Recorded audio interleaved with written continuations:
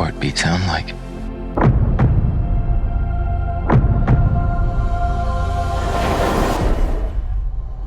Mighty. Protect the people.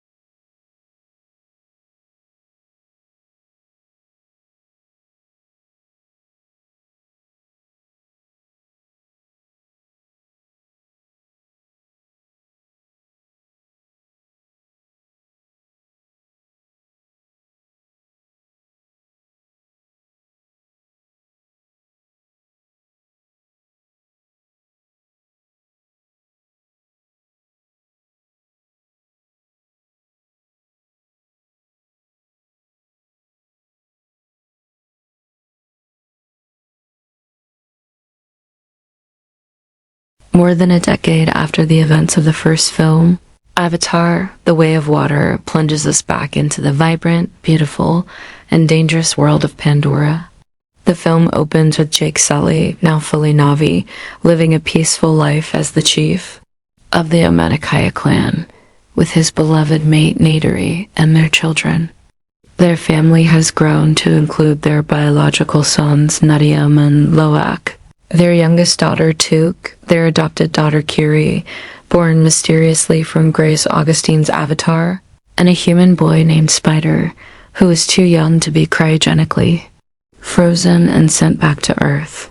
This family unit is the heart of the film, and the narrative focuses on their dynamics, their joys, and their inevitable tragedy. Jake's narration provides a sense of the tranquil life they've built. He speaks of their simple happiness, their connection to the forest, and the lessons he's teaching his children about responsibility and survival. However, this piece is a fragile one, and Jake knows it. He constantly watches the sky, fearing the return of the sky people, humans. His fears are realized when a new star appears in the night sky, the unmistakable sign of a massive human fleet returning to Pandora. The new human presence, led by the Resources Development Administration, RDA, is far more aggressive and permanent than before. They're not just there to mine unobtainium. They're there to colonize Pandora, with Earth dying and humanity in desperate need of a new home. The most terrifying aspect of this new threat is the return of Colonel Quaritch. He was killed by Neytiri in the first film, but the RDA has resurrected him as a recombinant, or Recom, a Na'vi avatar implanted with the memories of his human self. Quaritch, now stronger, faster, and just as ruthless as before, has a singular goal: revenge on Jake Sully. He and his squad of Recoms, also former soldiers, are tasked with hunting down and eliminating Jake, the symbol of the Na'vi resistance. Jake and his family become the prime targets of Quaritch's campaign. After a series of devastating attacks on their forest home, Jake realizes that staying with the Metkayina will only lead to the destruction of his people. He makes a painful decision to renounce his leadership and go into self-imposed exile, believing that if he and his family disappear, Quaritch will stop the hunt. The Sully family, now fugitives, flees to a distant part of Pandora, the oceanic world of the Metkayina clan. The Metkayina are a reef-dwelling Na'vi tribe Led by the imposing Chief Tonawari and his pregnant wife, Renal, their way of life is completely different from that of the forest-dwelling Metkayina.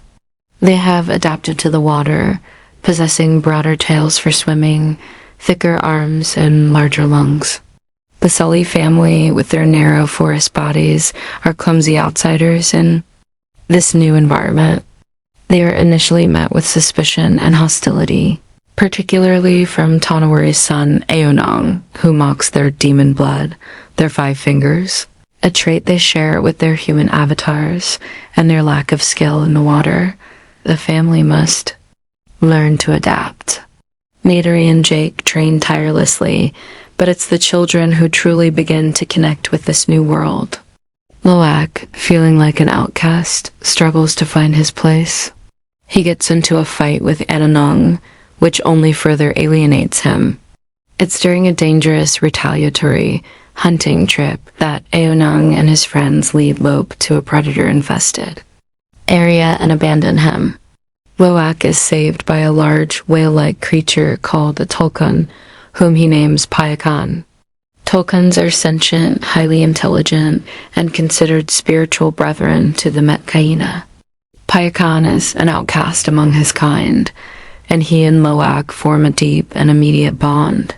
Seeing their shared status as outsiders, Kiri, meanwhile, has an even more profound connection to the ocean.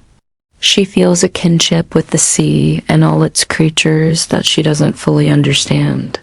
Her unique spiritual connection to Awa is amplified by the ocean, but a dangerous seizure she experiences while bonding with the underwater spirit tree forces Jake to call in his human scientist allies, Norm and Max, for help.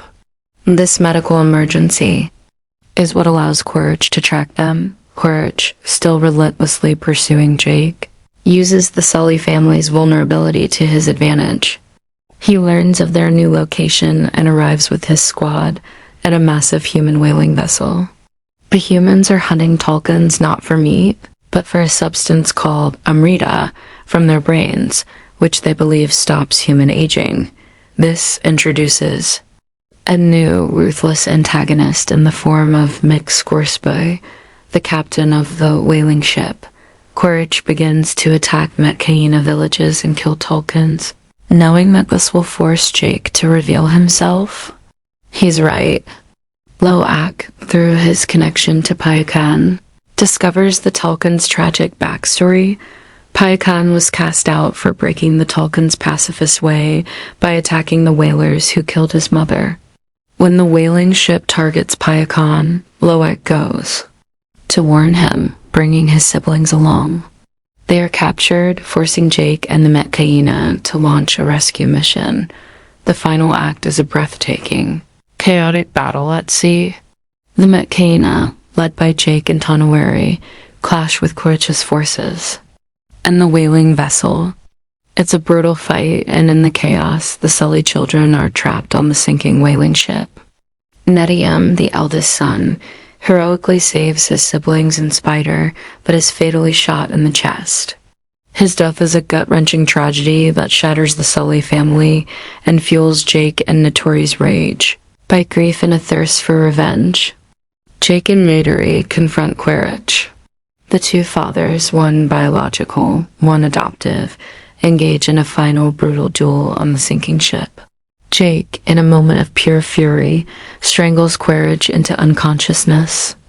Meanwhile, Kiri uses her unique connection to Awa and the ocean to summon creatures to help her rescue her mother and sister.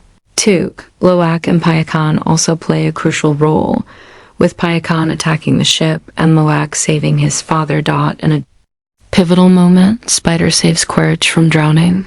He is a human who has been raised as Na'vi, and he is torn between his two identities. He rejects Quaritch, but he cannot bring himself to let him die. He returns to the Sully family, but Neytiri, still reeling from the loss of Neytiri, sees him as a symbol of the very people who took her son. The movie ends with Neytiri's funeral, a somber and powerful moment of Na'vi tradition. Jake's narration returns, speaking of family as both a strength and a weakness, Tonawari, recognizing their shared loss and the courage of the Sully family, declares them to be part of the Metkayina clan, welcoming them to stay. The film concludes with the Sully family accepting their new home, now more united and resilient than ever, but forever changed by the loss of their son. They are no longer a forest family in the ocean. They are now a true water family, ready to face the new war with the Sky People that is now inevitable. For over 10 years, Jake Sully has lived as a Na'vi, a father, and the leader of the Metkayina clan. His life with Neytiri and their children Nadium, Loak, Took, the adopted Kiri, and the human boy Spider is a testament to the peace they fought for. Their days are filled with hunting, learning, and the simple joys of a family unit, connected deeply to the forest world of Pandora. Jake, however, is a man who knows that peace is a luxury. He constantly trains his children for the future, instilling in them the discipline and resilience of a soldier, a part of his past he can never truly escape. The tranquility shatters with the arrival of the Sky People, a vast new fleet of human ships and a new, more terrifying agenda, the colonization of Pandora. Leading this invasion is a familiar ghost, Colonel Quaritch, resurrected as a recombinant, a Na'vi body with his original memories. He is not just a soldier. He is a vengeful force, driven by the memory of his death at Jake's hands. Quaritch's mission is personal, and he quickly targets Jake and his family, recognizing them as the heart of the Na'vi resistance. The Metkayina forests become a battlefield. Jake, understanding that his family is a liability to his people, makes a choice that will forever change their lives. He abdicates his leadership and, with Neytiri and the children, flees to the distant coast of Pandora. Their journey is one of survival and sacrifice, leaving behind everything they know to find refuge among the Metkayina, a clan of Na'vi who have evolved to live in harmony with the ocean. The Metkayina are a beautiful and formidable people, led by the wise chief Tonawari and the fierce warrior matriarch Ronald. They are a water clan, and their culture, traditions, and very biology are alien to the forest-dwelling Sully family. The Sullys, with their narrower frames and human-like 5 fingers, are met with a mixture of pity and suspicion.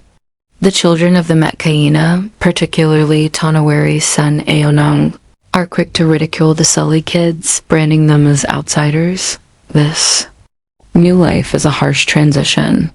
Jake and Neytiri struggle to learn the ways of the water, to ride the aquatic beasts and navigate the complex social customs of the Metkayina. The children, however, show a remarkable capacity for adaptation.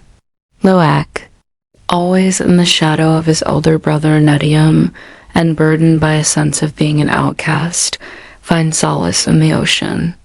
During a conflict with Aonung, he is abandoned in a dangerous part of the reef and is saved by Payakan, a Telkan, a massive, intelligent, whale-like creature. Payakan is an outcast from his own pod, and the two form a powerful telepathic bond, recognizing in each other a kindred spirit. Kiri, meanwhile, is drawn to the ocean in a more mystical way.